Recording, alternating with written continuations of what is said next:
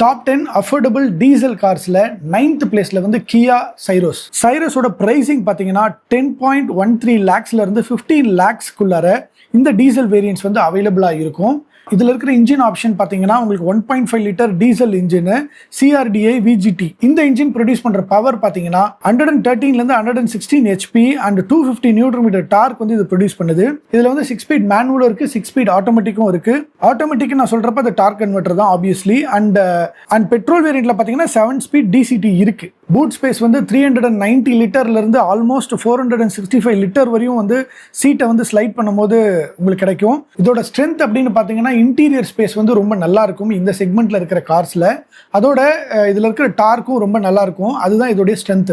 அதோட இதில் இருக்கிற ஃபீச்சர்ஸும் ரொம்ப அதிகமாக இருக்கும் இந்த செக்மெண்ட்டை கம்பேர் பண்ணும்போது. ஸோ இதுதான் இதோடைய ஸ்ட்ரென்த். இதோட வீக்னஸ் அப்படின்னு பார்த்தீங்கன்னா மைலேஜை தான் சொல்லணும். சிட்டியில் 10.8ம் ஹைவேல வந்து 13.6 கிலோமீட்டர் தான் தரும் அப்படின்னு சொல்றாங்க இந்த டீசல் வேரியன்ட். அதனால இது கொஞ்சம் கம்மி அப்படின்னு சில யூசர்ஸ் வந்து ஃபீல் பண்றாங்க. அது ஒரு வீக்னஸாக நம்ம வச்சுக்கலாம். இந்த கார் யாருக்கெல்லாம் சூட்டபிள்னு பார்த்தீங்கன்னா உங்களுக்கு ஒரு காம்பேக்ட் SUV வேணும், அதுவும் டீசல்ல வேணும். அதோட ரியர் சீட் கம்ஃபர்ட் வந்து இந்த காம்பேக்ட் SUVல நல்லா இருக்கணும் அப்படின்னு நினைச்சீங்கன்னா கியா சைரோஸ் டீசல் வேரியன்ட் உங்களுக்கு.